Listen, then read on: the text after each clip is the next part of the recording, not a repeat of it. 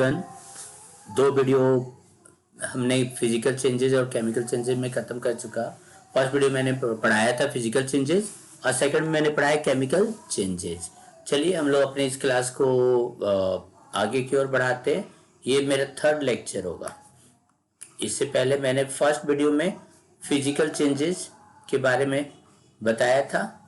Second video जो हमारा गया उसमें मैंने केमिकल चेंजेस के बारे में सारा बताया।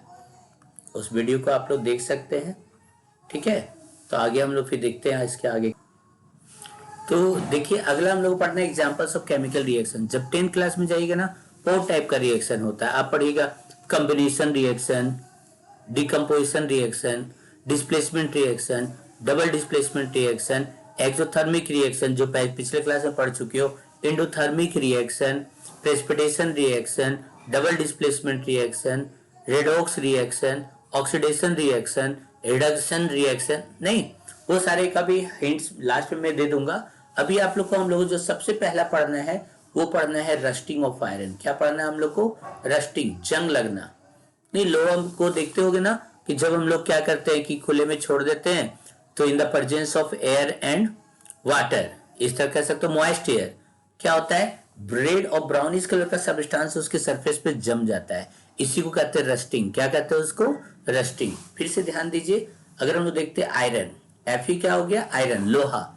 जब ऑक्सीजन के प्रेजेंस में और वाटर के प्रेजेंस में, याद रखना रस्टिंग के लिए सिर्फ पानी रहेगा तो भी जंग नहीं लगेगा। रस्टिंग में अगर सिर्फ ऑक्सीजन रहेगा तो भी जंग नहीं लगेगा। रस्टिंग के लिए दोनों चीज चाहिए, वाटर और ऑक्सीजन दोनों। बोलेंगे सर ये आपको कैसे मालूम चला?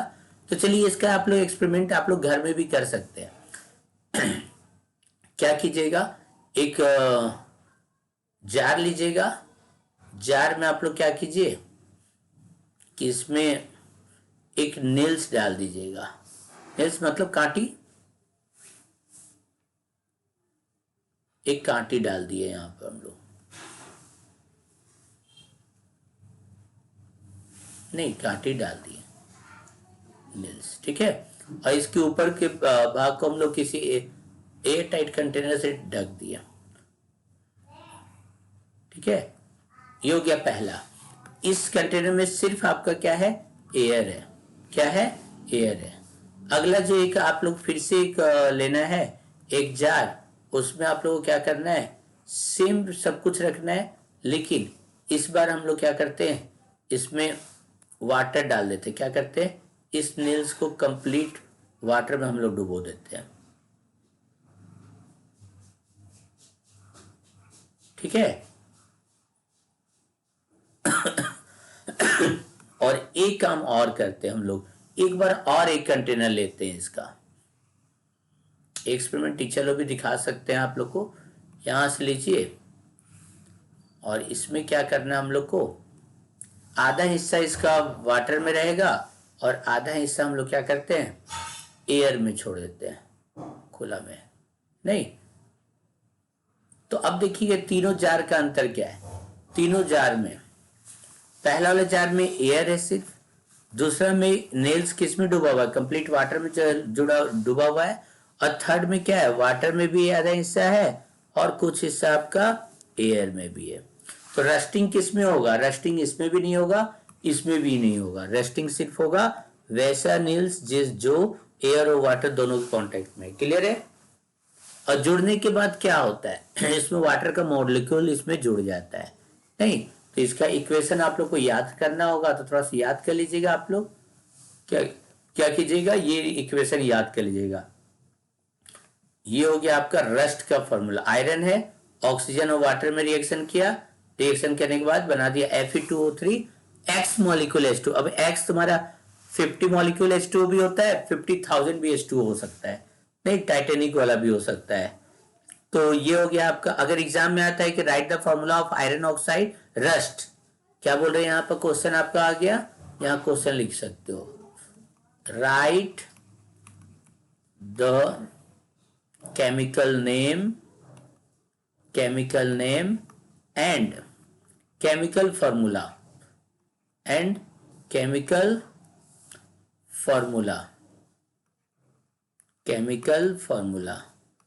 किसका भैया केमिकल नेम लिखना है ऑफ रस्ट? रस्ट का लिखना है ना, कैसे करोगे इसका? देखो आंसर लिख रहे हैं हम लोग।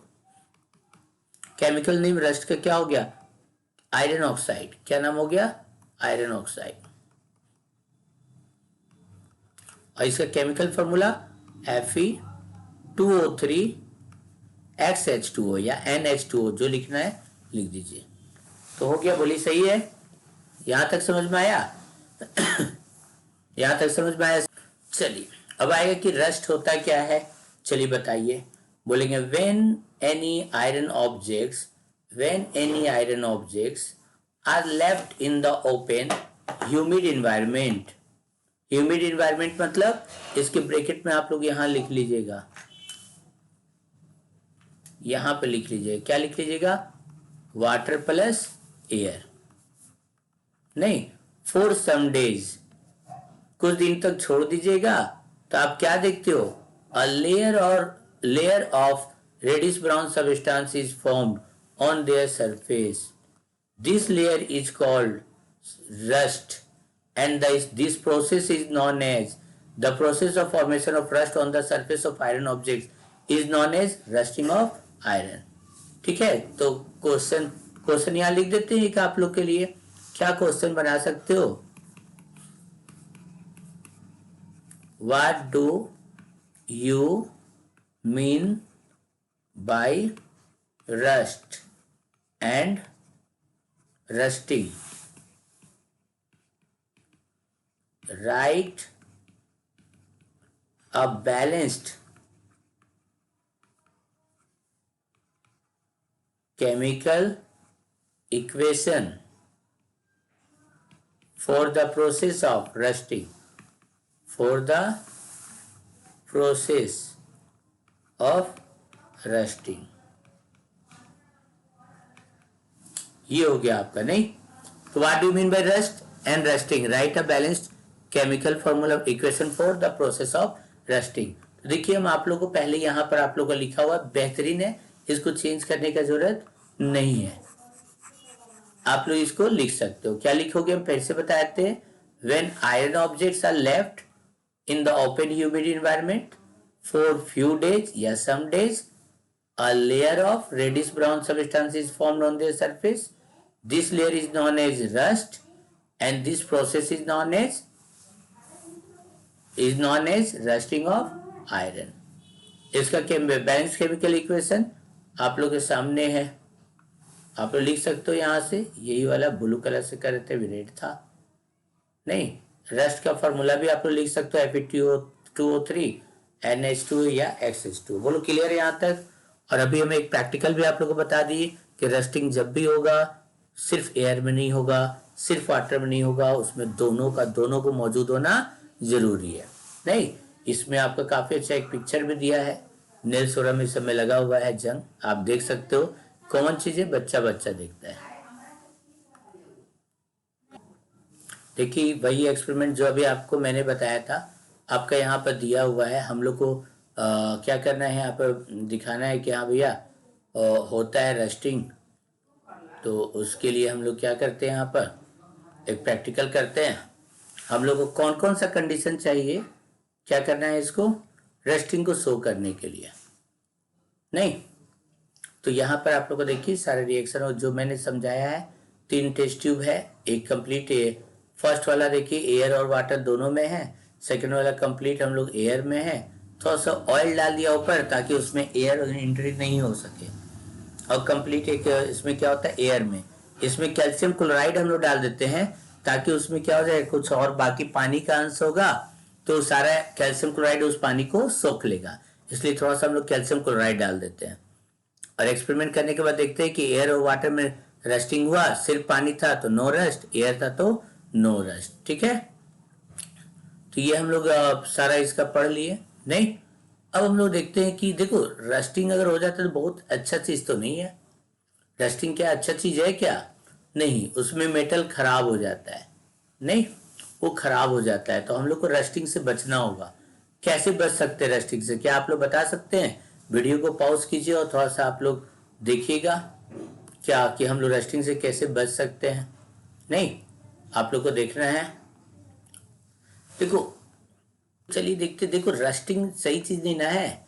आयरन आपका खराब हो जा रहा है यार। रस्टिंग होगा तो आपका आयरन खराब हो जा रहा है। आयरन का जितना भी अनडिजायरेबल चेंज है ना, कौन चाहता है कि उसका गाड़ी खराब हो जाए, ब्रिज खराब हो जाए, कोई भी आयरन का आर्टिकल्स खराब हो जाए।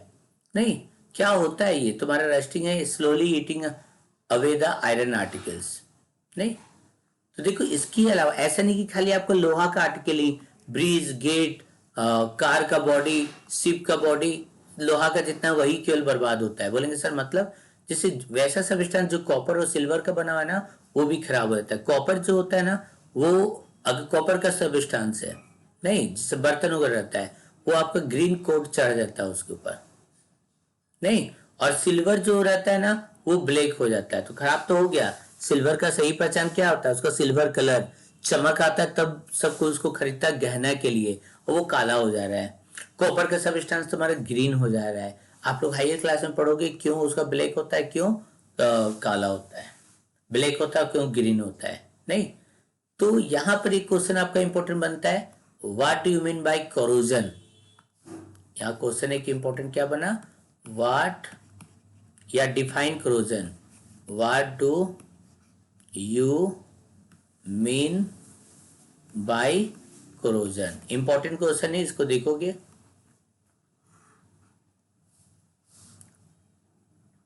कोरोजन, नहीं, देखिए आंसर लिख रहे हैं यहां पर, द स्लो ईटिंग अप, धीरे धीरे खा जाना, किसको? Eating up of metals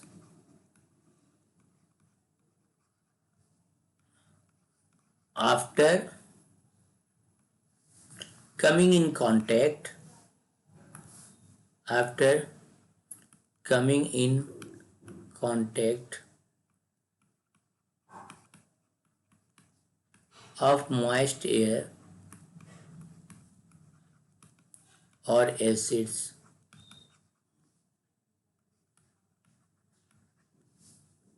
is known as corrosion.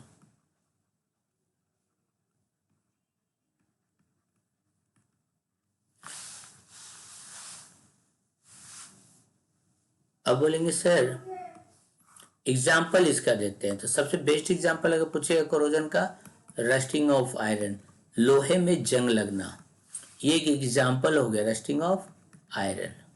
नहीं, ग्रीनिश कोट,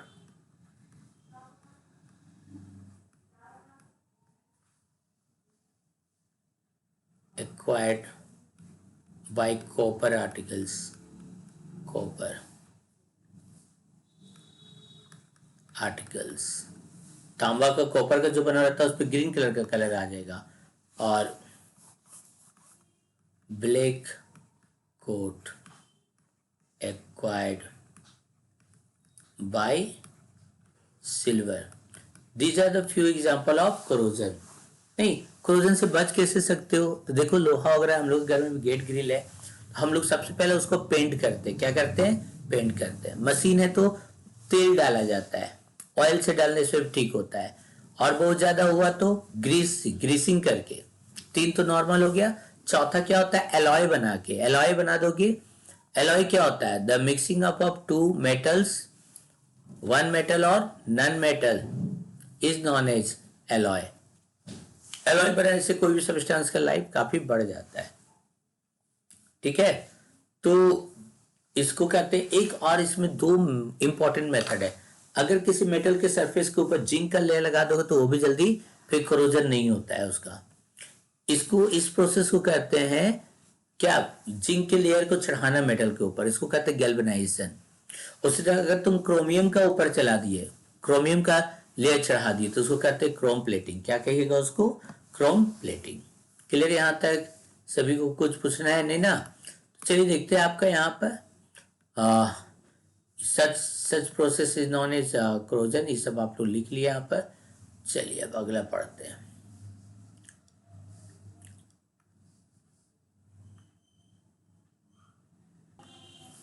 अब देखिए, हम लोग बोले थे रस्टिंग से कैसे बच सकते हैं। तो उसमें सबसे पहला मेथड आप लोग के दिमाग में क्या आया था? सर हम लोग बच तो सकते हैं पेंटिंग। सबसे पहला वर्ड क्या आया? सर पेंटिंग कर दीजिए या उसके ऊपर ग्रीस लगा दीजिए। दो किया है आप लोग एग्जाम में, 2 पॉइंट बना दीजिएगा। पहला पेंटिंग नहीं होता है, जब दीवारों को सजाना हो क्या करते हैं हम लोग?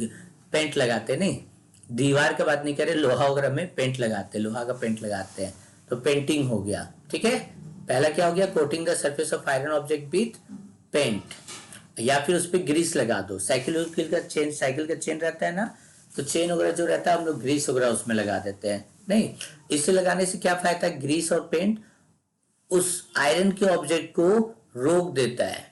प्रिवेंट्स देम का मतलब किसको? Prevents iron from coming in contact with oxygen and moisture. Oxygen और मॉइस्चर के कांटेक्ट में आता ही नहीं है, रस्टिंग हो भी नहीं करेगा। रस्टिंग का प्रॉब्लम क्या था? बोलो, मॉइस्ट एयर, मतलब हवा और पानी। पेंट लगा दो, ग्रीस लगा दो, ना तो हवा उसके कांटेक्ट में आ पाएगा ना तो पानी आ पाएगा, जिसके कारण रस्टिंग क्या हो जाएगा? बच जाएगा। नहीं, ये तो हो गया सिंपल मेथड। एक और मस्त मेथड आता है, वो है गैल्वेनाइजिंग। अभी हम बताए थे आप लोग को, कुछ नहीं करना है, कोई भी आयरन का ऑब्जेक्ट हो रहा है उसके ऊपर क्या कर दो? लगा दो जिंक का layer, that is known as galvanization. तो ये काफी वीवीआई क्वेश्चन है, आप लोग वीवीआई करके लिख लो क्वेश्चन। क्या बोले यहाँ पर? What define galvanisation.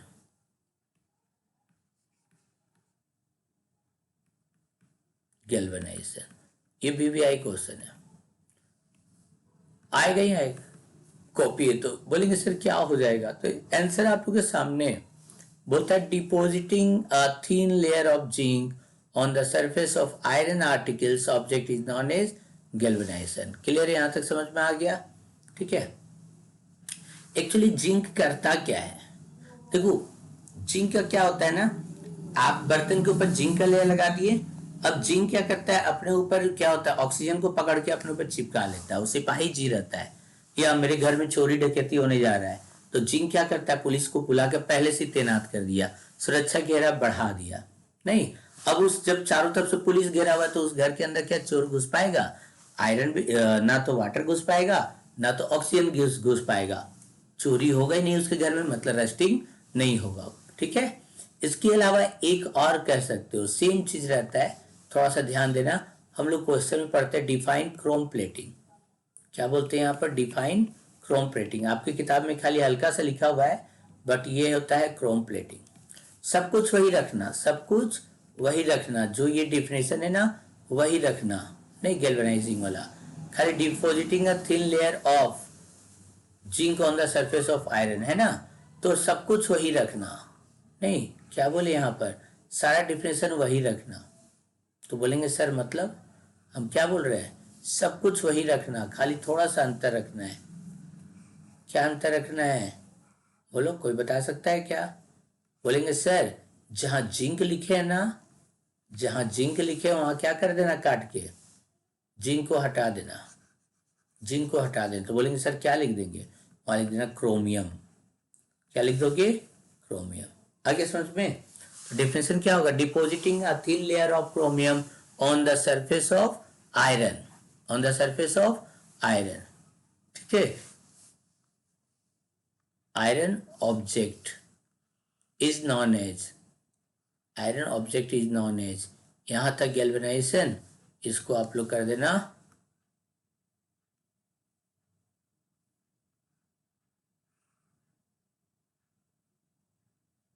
नहीं है क्या?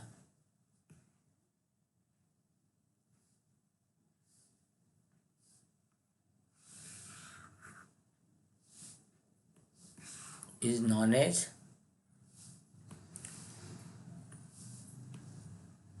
Chrome plating, is known as. यहाँ पर आपकी किताब में हल्का सा दिया हुआ है, हम उसका पूरा आपको डिटेल से बता दी। क्रोम प्लेटिंग कहते हैं। अगर जिंक का लेयर चाहे तो गैल्वेनाइजेशन, और अगर क्रोमियम का लगाए तो क्या कहोगे उसको? क्रोम प्लेटिंग कहोगे। क्या कहोगे? Chrome plating, PLATING। चलिए यहाँ तक क्लियर है, आगे देखते हैं। समझ में आ गया? चलिए आगे देखते हैं। अब आप लोग को एलॉय भी बताए थे ना। देखो, मेटल अगर डायरेक्ट रहेगा तो वाटर के कांटेक्ट में आया, एयर के कांटेक्ट में आया, खराब हो गया। उसका एलॉय बना दो। एलॉय का मतलब एक उसके साथ एक और दोस्त को मिला दो। नहीं, वो दोस्त जब दो दोस्त मिल जाएंगे, दो की जगह चार दोस्त मिल जाएंगे, फिर उनका कोई पिटैया नहीं कर सकता, मतलब वो जल्दी रस्टिंग नहीं होगा।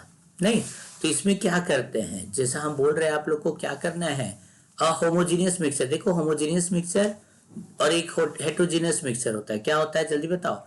एक होता है होमोजीनियस मिक्सचर। एग्जाम्पल से समझाते हैं होमोजीनियस मिक्सचर क्या होता है। एक होता है हेट्रोजीनियस मिक्सचर। एग्जाम्पल लेते हैं। आप लोग पानी पानी में डाल दो, क्या कर दो, चीनी डाल दो। देखने से पता नहीं चलेगा चीनी घोले हो कि नमक घोले हो, नहीं, एकदम ट्रांसपेरेंट रहेगा। नहीं, तो जो जब दो कंस्टिट्यूएंट पार्टिकल एकदम पता नहीं चल पाए नेकेड आई से देखने से, वैसे मिक्सचर को क्या कहते हैं, होमोजीनियस। जैसे एयर रहता है, एयर इज होमोजीनियस मिक्सचर, उसमें ऑक्सीजन नाइट्रोजन सब कहाँ पता चल रहा है, बहुत तरह का गैस है। अब तुम क्या लो, पानी लो, उसमें क्या कर दो भैया, बालू मिला दो। बोलो कि सर को एकदम नहीं, तो गंदा एकदम बालू फ्लोट करते रहता है, तो नेकेड ऐसे, अरे यार ये तो लगता है गंदा पानी, इसको पीना नहीं चाहिए। नहीं, तो ये समझो क्या हो गया, हेट्रोजीनियस मिक्सचर। इसको क्या कहेगा, हेट्रोजीनियस मिक्सचर। नहीं, चावल वगैरह रहता है, मम्मी लोग उसमें से काला रंग का जो रहता है उसको उठा के कंकड़ वगैरह फेंकती है, क्या है, हेट्रोजीनियस मिक्सचर। समझ में आ गया। तो बोलते हैं होमोजीनियस मिक्सचर, मतलब दो मेटल या एक मेटल नॉन मेटल को ऐसे मिलाना है कि पता नहीं चल पाए कि उसमें कोई मिलावट है। ठीक है, तो क्या बोलता है, homogeneous mixture of a metal with other metal, either metal और नॉन मेटली। मेटल मेटल से मिलेगा या मेटल नॉन मेटल से मिलेगा, तो क्या बनता है, एलॉय बनता है। क्या बनता है, एलॉय। और ऐसा जो रहता है ना, कभी भी उसमें रस्टिंग नहीं होता है जल्दी। बोलेंगे सर एग्जांपल, तो आप में दिया हुआ है स्टेनलेस स्टील, एक बर्तन रहता है। तो देखो, एक इसका ट्रिक बता रहे हैं, इसको याद रखना कि ये एक एलॉय है, कई सारा मेटल से मिलके बना हुआ है। बोलेंगे सर कैसे, तो देखिए एक मैगजीन आता है बैंकिंग का तैयारी के लिए, क्रॉनिकल, हिंदी में लिख रहे हैं हम, क्रॉनिकल। नहीं, ये काफी अच्छा मैगजीन है। क्रो से हो गया क्रोमियम, नी से हो गया निकेल, क से हो गया कार्बन। ट्रिक है याद करने का कि क्या क्या से मिलके हम लोग का स्टेनलेस स्टील का बर्तन का बना हुआ है। अल्लाह से हो गया लोहा। तो ये चार चीज से याद रखिएगा, मिलके बना हुआ है स्टेनलेस स्टील। आपका इसमें दिया हुआ मैग्नीज भी दिया हुआ है, बट आप लोग इसमें याद रखिएगा क्रोमियम, निकल, कार्बन और लोहा, आयरन मिला हुआ रहता है। नहीं, आपकी किताब में क्या क्या दिया हुआ देखिए, स्टेनलेस स्टील में आयरन दिया हुआ है। क्या दिया हुआ है, आयरन दिया हुआ है। तो आयरन तो हम भी लिखे हैं, कार्बन भी दिया हुआ है, कार्बन भी हम लिखे हुए हैं, क्रोमियम दिया हुआ है, क्रोमियम भी हम दिए लिखे हुए हैं, लेकिन निकेल भी दिया हुआ है, निकेल भी हम लिखे हुए हैं। एक्स्ट्रा में एक इसमें क्या दिया हुआ है, मैग्नीज, जो कि हमने लिखे है। जनरली यही चार चीज रहता है। यहां तक समझ में आ गया। चलिए एक दो एलॉय का और एग्जाम्पल हम देते हैं, एक दो एलॉय का और एग्जाम्पल देते हैं।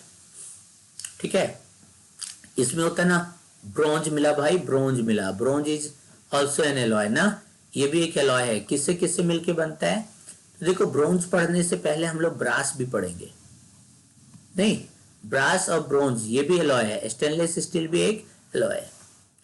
देखो ब्रोंज में क्या होता है ना, ये भी कॉपर के मिलने से बनता है, ये भी कॉपर के मिलने से बनता है, लेकिन इसमें देखो जेड आ रहा है, तो जेड नीचे वाले में होगा, इसमें एस आ रहा है तो एस एन ऊपर वाले में होगा, मतलब कॉपर। एस एन मतलब क्या हो गया, कॉपर और टीन। जल्दी देखो, इसको बता रहे हैं यहाँ पर, ये कॉपर और किसके मिलने से बनता है, एस एन, स्टेनम, टीन के मिलने से बनता है। क्लियर है। और ये किससे मिलता है, copper plus zinc, copper plus zinc. बोलो सही है, नहीं, बता दिए ना। और भी इसका होता है, आप लोग जब पढ़िएगा, एक होता है German silver,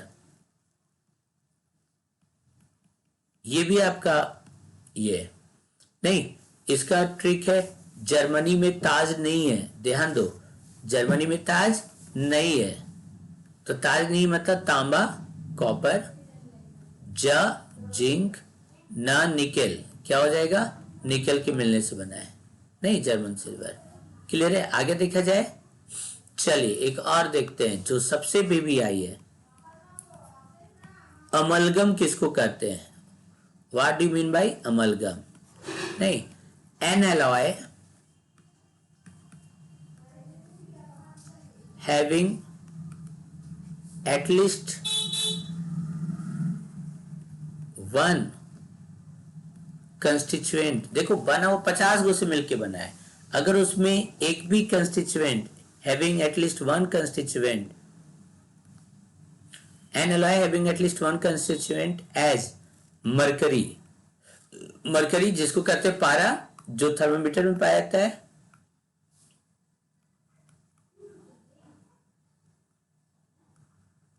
is known as, अगर एलॉय में एक आपका क्या हो जाए मरकरी अगर मिला हुआ है तो उस इज नॉन एज, उसको कहते हैं अमलगम, वैसा वो क्या कहते हैं अमलगम। फिर से समझो अमलगम किसको कहते हैं, जिससे एलॉय तो बता दिए, एलॉय क्या होता है जब दो या दो से अधिक मेटल या नॉन मेटल आपस में मिलता है तो ऐसा हम लोग के पास ऑब्जेक्ट बनता है जो जल्दी खराब ही नहीं होगा, नहीं, उसी को एलॉय कहते हैं।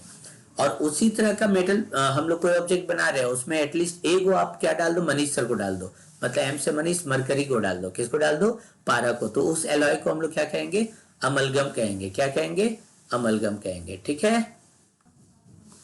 नेक्स्ट आप लोगों को पढ़ना है न्यूट्रलाइजेशन रिएक्शन पढ़ना है, डिस्प्लेसमेंट रिएक्शन पढ़ना है, नहीं, और क्रिस्टलाइजेशन पढ़ना है। तो बस उसको नेक्स्ट वीडियो में करते, क्योंकि ऑलरेडी 25 मिनट से ऊपर चला गया है, ठीक है। तो बस जल्दी उस वीडियो को अपलोड कर देंगे, पढ़ते रहिए, देखते रहिए, और चैनल को शेयर कीजिए, लाइक कीजिए, अपने दोस्तों के पास भी शेयर कीजिए, सब्सक्राइब कीजिए, क्योंकि फ्री एजुकेशन फॉर ऑल के तहत सभी के पास ये वीडियो पहुंचना चाहिए।